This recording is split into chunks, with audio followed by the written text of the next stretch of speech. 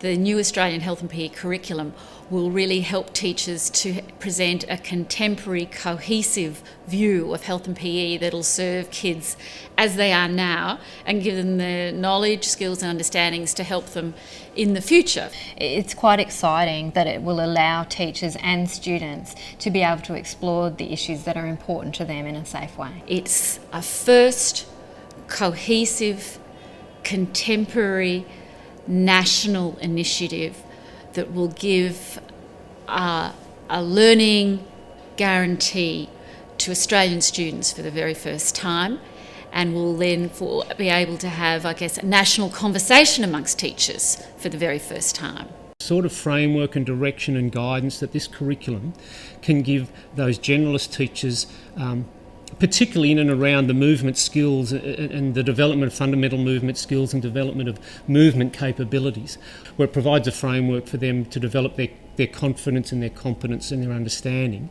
about delivering quality movement experiences for students. It's got two strands: personal, social and community health, and movement and physical activity.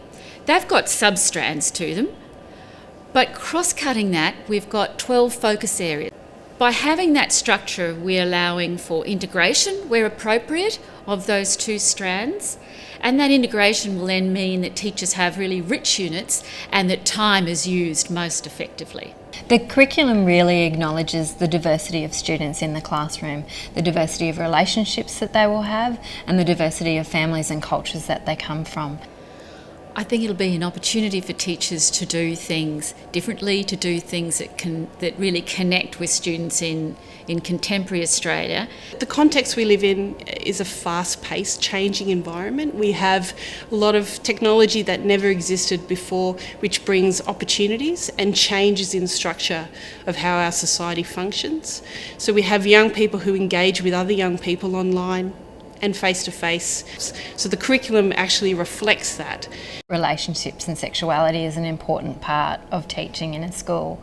This curriculum just makes that more explicit and really clearly helps teachers to know what to teach and when. Young people in rural and remote schools have got very different resources and possibly interests to those who might be in an inner city school.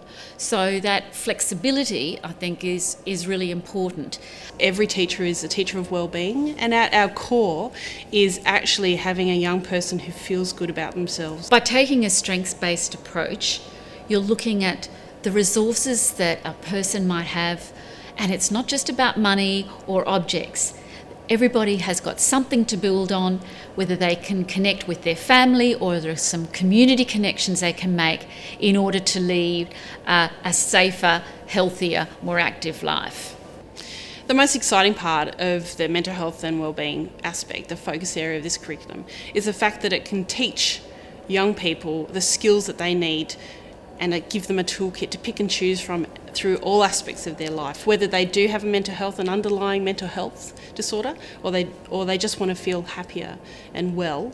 The development of fundamental movement skills, as we would call them in the profession, they're the foundation for development of all movement for kids and then into adulthood. So to develop the fundamental movement skills through primary school, to put the building blocks into place through kindergarten into about year 2, and then to be able to build on those and develop students' abilities around reinforcing those fundamental movement skills really does set the platform for students then moving into a secondary context where they're able to specialise in a whole range of movement contexts, whether those be team games, individual, recreational, adventure type activities.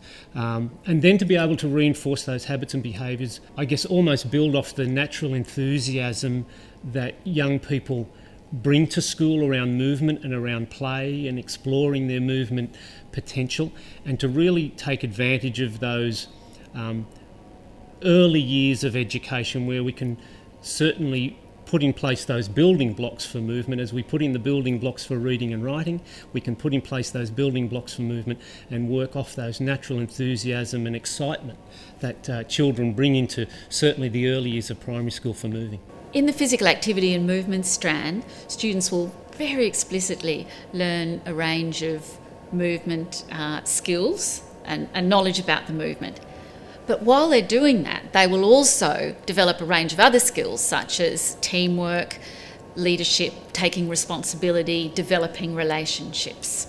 To know yourself well, to be a confident and resilient young person and a resilient adult, and to be able to function well as an adult and to have great relationships and to know where to get help when you need it or when a young person that you know also needs it. It's also important so that they can make safe, informed, mutual decisions about the relationships that they have in their lives. Look, the opportunities that we'll have now to share resources across the nation, to share best practice across the nation is going to be a really exciting time.